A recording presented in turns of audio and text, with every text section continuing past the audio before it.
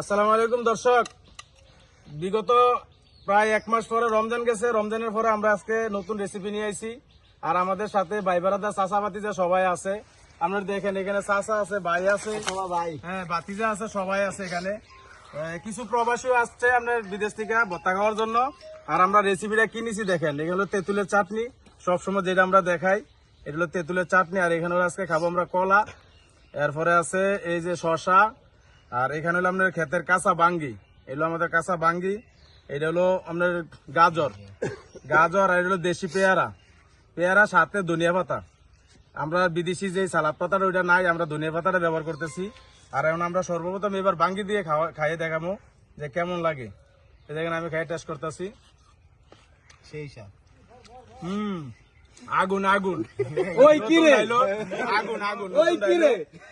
দেখেন আমরা সবাই নিতেছে আর এখন সবাই খাবে। আমরা দেখেন, তোমরা সবাই নাও, খাইয়া দেখো কিরকম লাগে।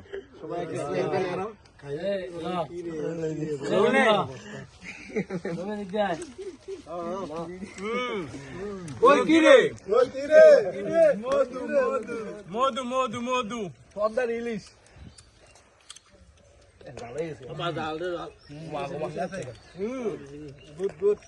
এখন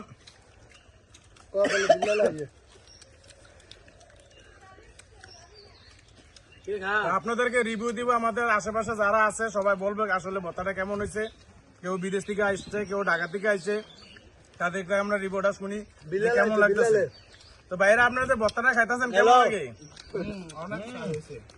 সেই সাথ। আইয়েন।